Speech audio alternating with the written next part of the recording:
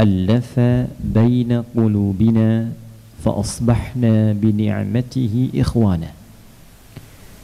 Wassalatu wassalamu ala rasulillahi nabiyyina wa sayyidina Muhammadin alladhi bittiba'i sunnatihi syarifati asbahna lil muttaqina imama. Fa salawatullahi alaihi wa salamuhu tam wa ala alihi wa sahbihi wa dhurriyyatihi ila yaumil mi'ad alladhi huwa amama. Nashhadu an la ilaha illallah wahdahu la sharika lah wa nashhadu anna Muhammadan abduhu wa rasuluhu alladhi la nabiyya ba'dah. Faya ibadallah, usi nafsi wa iyyakum bitaqwallahi faqad fazal muttaqun. Fala tamutunna illa wa antum muslimun. Faqala ta'ala, ya ayyuhalladzina amanu ittaqullaha haqqa tuqatih wa la tamutunna illa wa antum muslimun. Hadirin jamaah Jumat rahimani wa rahimakumullah.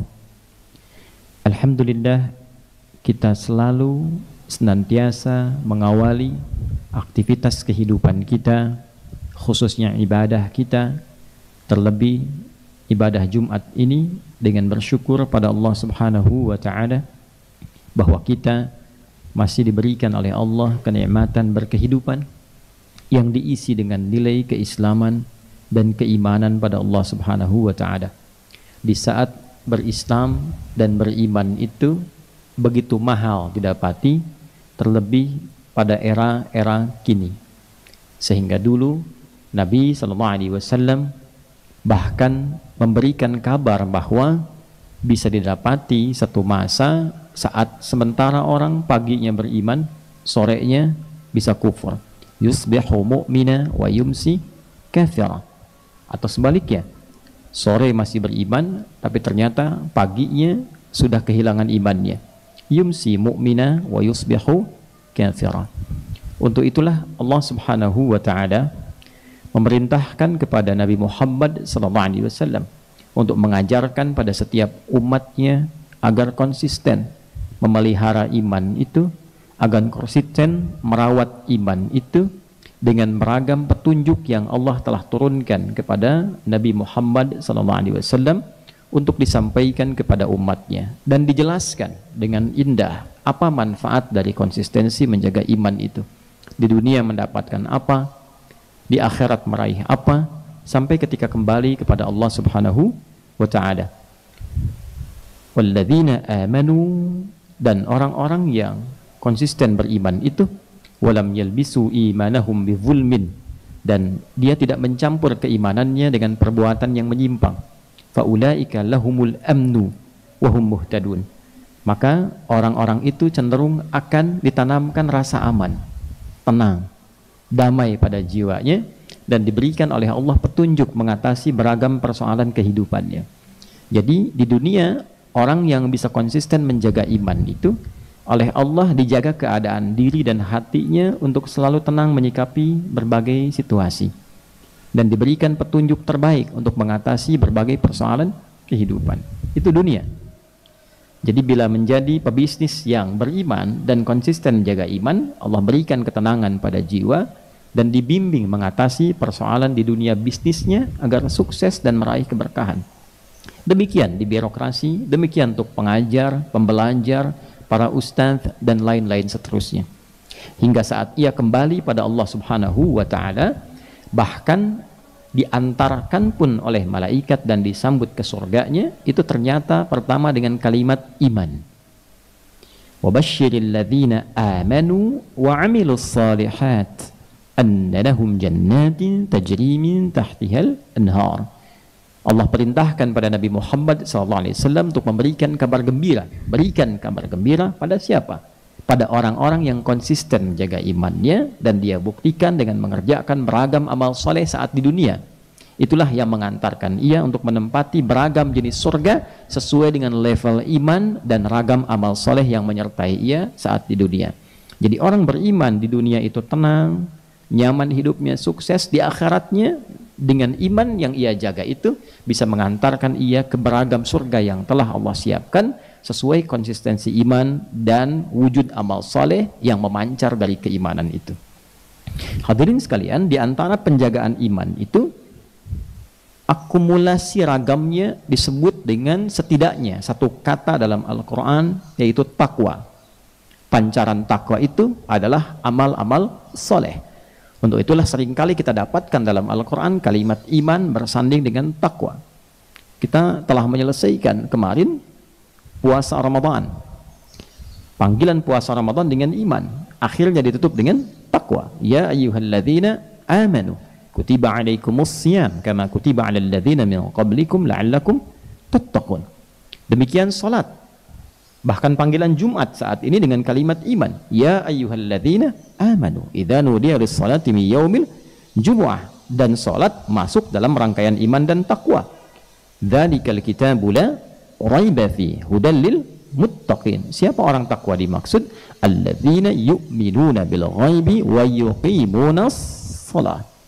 Bahkan wasiat takwa seringkali mengutip Ali Imran ayat 102. Ya ayyuhalladzina amanu taqullaha haqqa tuqatih.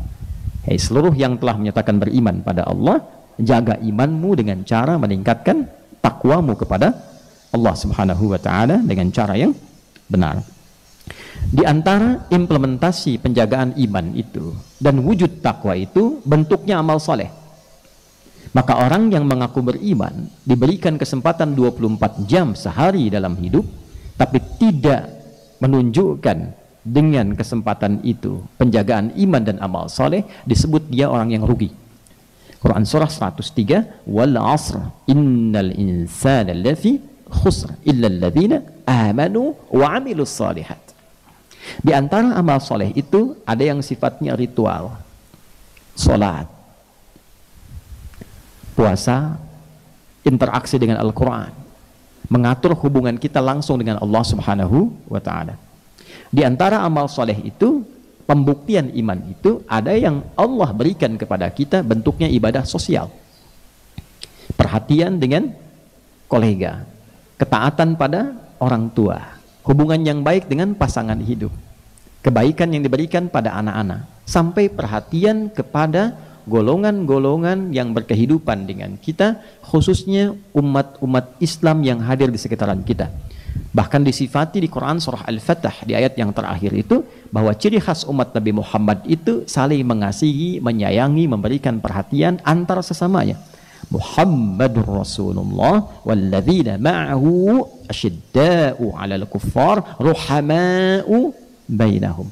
Ciri umat Nabi Muhammad itu tegas pada segala hal yang bersifat menyimpang sehingga mengganggu dalam konteks berkehidupan yang tenang dan damai, dan saat yang bersamaan ruhama'u bainahum, saling menyayangi, memperhatikan dan mengasihi antar mereka. Hadirin sekalian, dalam konteks mengasihi, menyayangi ini Allah tidak berikan batas. Tidak sekedar kita tinggal di Indonesia hanya menyayangi umat Islam yang di Indonesia, tidak. Kita tinggal bahkan misalnya di Jawa hanya menyayangi yang di Jawa, tidak. Anda tinggal di Jawa, maka sayangi pula siapapun yang hadir di sekitaran kita.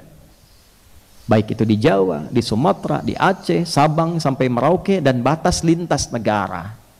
Apakah dia di Afrika, di Amerika, di Eropa, di dunia Arab misalnya, sepanjang mereka itu muslim, maka berlaku sifat ruhama'u bainahum, saling mengasihi, menyayangi, memperhatikan, merasakan sebagai bagian dari satu tubuh.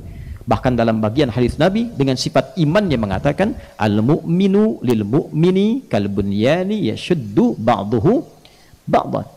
Orang yang masih punya iman itu dengan pemilik iman yang lainnya itu saling perhatiannya bagaikan satu tubuh. Ya. Yang saling menguatkan satu dengan yang lainnya. Idza ishtaka minhu udhun, kalau satu itu terasa sakit, yang lain terasa.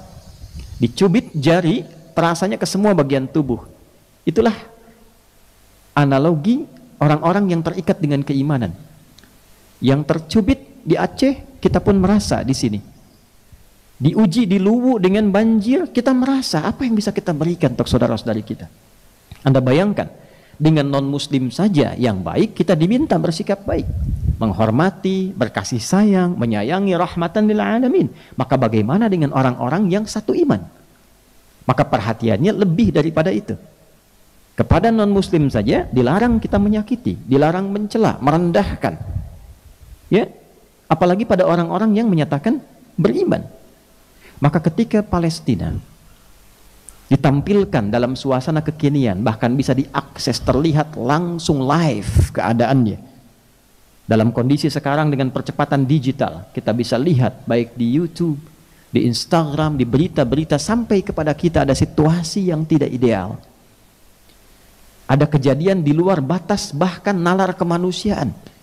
Cukup menjadi manusia, kita bisa menyadari bahwa ada penyimpangan yang terjadi. Karena itu bukan sekadar orang Islam, non-muslim pun melihat ini ada sesuatu yang menyimpang dari nilai kemanusiaan. Bersuara di sekitaran negeri, seantero dunia berkata bahwa ini ada pembantaian, ini ada tindakan-tindakan yang melanggar nilai-nilai kemanusiaan. Bahkan saat disidangkan pun di Belanda dalam mahkamah internasional untuk hak asasi manusia, dan terbukti ada penyimpangan-penyimpangan pada nilai kemanusiaan dan ditampakkan di hadapan pandangan kita. Cukup menjadi manusia untuk bisa menyadari bahwa terjadi kekeliruan-kekeliruan yang sangat fatal. Maka bagaimana dengan kita yang mengatakan beriman? Seharusnya nilai keimanan kita, al-iman, al-imaniyah tafuqu alal qadril insaniyah. Nilai keimanan kita itu harus melampaui bahkan batas-batas nilai kemanusiaan yang melekat pada diri kita. Karena iman itulah yang menggerakkan sifat kemanusiaan kita untuk menampilkan nilai kepatuhan terhadap Allah Subhanahu wa ta'ala. Untuk itulah kemudian Allah hadirkan, berikan penjelasan kepada kita tentang pentingnya Palestina. Bagaimana para nabi itu memiliki sejarah dengan Palestina. Nabi Ibrahim berkehidupan di Palestina. Nabi Musa berhijrah arahnya ke Palestina. Nabi Isa alaihissalam lahirnya di Palestina. Nabi Daud alaihissalam, Nabi Sulaiman alaihissalam berkehidupan, hidupnya di Palestina. Nabi Lut alaihissalam ketika diselamatkan hijrahnya diberangkatkan ke Palestina. Nabi Muhammad sallallahu alaihi wasallam ketika diisrakan, Isra'nya menuju Masjidil Aqsa yang terletak di Palestina. Bahkan diabadikan dalam pembuka surahnya, surah Al-Isra, dengan namanya. Di ayat pertama disebutkan subhanalladzi asra bi'abdihi laila minal masjidil haram ilal masjidil aqsa alladzi barakna hawlahu linuriyahu min ayatina innahu huwas samiul basir. Masjidil Aqsa dan wilayah sekitarannya yang diberikan keberkahan oleh Allah, Palestina. Karena itu sesungguhnya bicara Palestina bukan bicara tentang masyarakat rakyat Palestina saja, bukan. Levelnya sudah pembicaraan global, pembicaraan dunia, penduduk bumi. Jadi kalau sudah bicara tentang Palestina, itu menjadi bagian dari sentral kehidupan global. Semua akan terlibat. Bukan hanya masalah orang Palestina saja, bukan hanya masalah pendudukan saja. Ketika ada isu Palestina, otomatis semua bagian masyarakat bumi akan tergerak, karena sejak dulu itu menjadi bagian dari sentral kehidupan dunia. Untuk itulah kemudian Nabi sampai memberikan isyarat kepada kita supaya tidak lepas dari isu-isu Palestina ini, sampai melekatkan keutamaan sholat di Masjidil Aqsa dengan dua masjid lainnya. Kita mengaji Al-Bukhari misalnya, Al-Bukhari nomor hadis 1864 dari Abu Sa'id Al-Khudri ketika menyampaikan riwayat dari Nabi SAW yang mengatakan, atau kama qala Rasulullah SAW, la tushaddu rihalu illa ila thalathati masajid. Kalau anda berkeinginan kuat untuk melakukan rihlah, kunjungan, maka jangan kuatkan tekad itu kecuali menjadi prioritas pada tiga masjid utama: Al-Masjidil Haram, wa Masjidi Hadza, wa Masjidil Aqsa. Masjidil Haram yang di Makkah, Masjid Nabi di Madinah, Al-Madinah Al-Munawwarah, dan Masjidil Aqsa di mana? Di Palestina.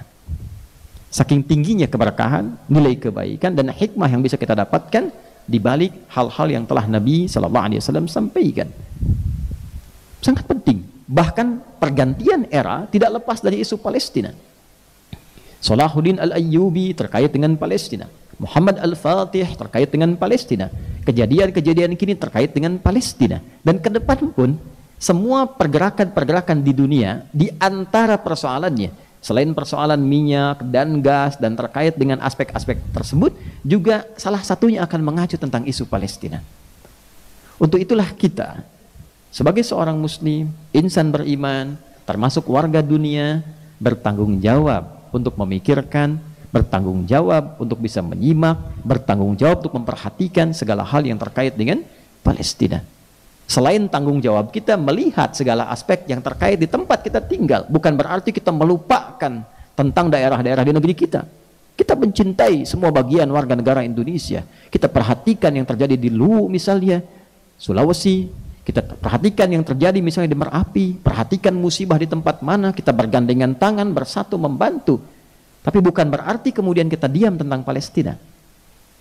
Karena panggilan iman melekat di dalamnya. Panggilan sebagai manusia melekat di dalamnya. Untuk itulah hadirin sekalian, seharusnya cukup dengan iman kita saja ketika kejadian di Rafah saat ini nampak dihadirkan. Tinggal di Gaza dipaksa keluar, ke tepi barat dipaksa keluar, kemudian mengungsi di Rafah dalam kondisi bantuan sulit untuk masuk pun, kemudian diminta lagi untuk pindah kemana lagi? Dan dunia hanya bisa menatap dengan kejadian pembantaian, pembunuhan, genocide. Di mana iman kita? Di mana iman kita? Dan mirisnya, ironisnya, saat bersamaan sebagian umat Islam sibuk bergelut, sibuk bahkan berselisih, bertikai pada hal-hal kecil yang tidak produktif, berdebat pada sesuatu yang sudah tuntas. Ulama menyampaikan hukum A begini, hukum B begini, selesai dari sejak dulu. Diperdebatkan, ribut satu dengan yang lainnya sampai saling merendahkan, menjatuhkan, lupa dengan sesuatu yang besar. Bahwa ada saudara kita yang menangis, bayi-bayi yang jadi korban pembunuhan, korban pembantaian. Bahkan doa pun sulit untuk mengalir. Bahkan sekedar doa. Untuk itulah hadirin sekalian, terkadang ditampilkan oleh Allah kejadian sekitaran kita untuk memberikan satu pertanyaan besar pada diri kita. Kemana iman kita? Masih benarkah klaim kita mengatakan saya orang Islam, saya orang yang beriman, iman saya mengacu pada Quran dan Sunnah? Quran Sunnah mana yang Anda pelajari? Yang bila dengan itu justru tidak membangkitkan keimanan kita untuk mendekat kepada Allah. Apakah menjatuhkan orang, memperbanyak celaan, memperbanyak pertikaian, itu bagian dari Quran dan Sunnah? Saat orang itu saling mencela, datang ayat maka menjadikan orang-orang itu saling mencinta. Saat orang saling memukul, datang ayat dijelaskan lewat hadis, maka berubah orang saling merangkul. Berubah orang saling bersatu. Jadi ketika Anda memahami Quran dan Sunnah dan dengan itu berdalil bersandar untuk menggunakan sifat-sifat yang tercela, menjatuhkan, mencela, dan seterusnya, maka setidaknya ada hal yang ironi dalam kehidupan ini yang patut dipertanyakan. Banyak hal besar yang harus kita pikirkan. Banyak peningkatan amal soleh yang harus kita lakukan. Demi itulah kemudian kita hidup dan menyiapkan bekal kembali kepada Allah Subhanahu wa Ta'ala. Untuk itu hadirin sekalian, di Jumat yang singkat ini secara tegas Khatib ingin menyampaikan, mari perbaiki diri kita untuk selalu mendekatkan diri kita kepada Allah Subhanahu wa Ta'ala dengan cara yang baik. Tingkatkan keilmuan wawasan kita, sehingga dengan itu kita bisa nyaman beribadah dan bersikap dengan bijak dan baik. Dan lebih di atas itu, ada hal-hal besar yang mesti menjadi perhatian kita semua, yang dengan itu keimanan kita diuji oleh Allah Subhanahu wa Ta'ala. Jangan lupakan Palestina, lekatkan setidaknya yang bisa membantu dengan doa, yang bisa membantu dengan perhatian, berikan perhatian. Alhamdulillah, alhamdulillah, harus sesuai sifatnya, harus proporsional. Sekali lagi alhamdulillah, negara kita, pemerintah kita, Negara Kesatuan Republik Indonesia konsisten membela Palestina, konsisten mendorong kemerdekaan Palestina, konsisten di garda terdepan, bahkan di forum terhormat PBB untuk menyuarakan menjadi pionir demi Palestina. Dan itu hal yang sangat positif dan baik. Untuk itu kita doakan terus supaya nilai-nilai kebaikan itu terlaksana dengan sifat-sifat yang baik, tentu dengan sifat-sifat yang proporsional, yang tidak melanggar nilai-nilai konstitusi, ketaatan, yang justru dengan itu menjadi kontraproduktif untuk kita semua. Semoga Allah menyayangi kita, memberkahi kita, dan satu saat semoga amal baik kita, setidaknya doa kita, menjadi saksi yang meringankan kita di hari kiamat ketika kita ditanya saat saudaramu dibantai, saudaramu disiksa, saudaramu dibunuh di Palestina, apa yang kau lakukan dengan bagian tubuhmu? Mudah-mudahan setidaknya bagian tubuh kita bisa bersaksi bahwa kita pernah berdoa kita pernah mengalirkan air mata, kita pernah memberikan perhatian, yang mudah-mudahan dengan itu ampunan Allah diturunkan kepada kita yang meringankan hisab kita saat kembali kepadanya. Barakallahu li wa lakum fil Qur'anil azim wa nafa'ani wa iyyakum bima fihi minal ayati wa dzikril hakim wa taqabbala minni wa minkum tilawatahu innahu huwas samiul alim. Ud'ullaha yastajib lakum jami'an.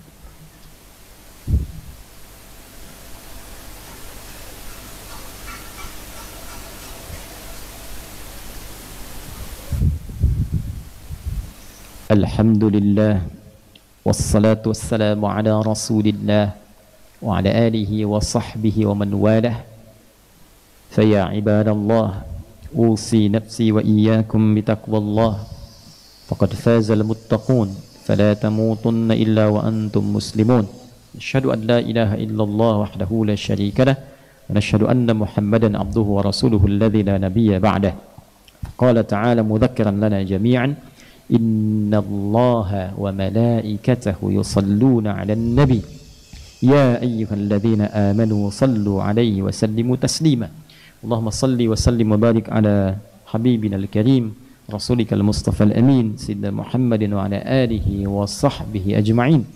Allahumma taqabbal minna innaka antas sami'ul 'alim wa tub 'alaina innaka antat tawwabur rahim. La tada' lana fi maqamina hadha dhanban illa ghafartahu ولا هما إلا فرجته ولا دينا إلا قضيته ولا مريضا إلا شفيته ولا حاجة من حوائج الدنيا والآخرة فيها لك رضا وفيها لنا الصلاة إلا قضيتها يا أرحم الراحمين.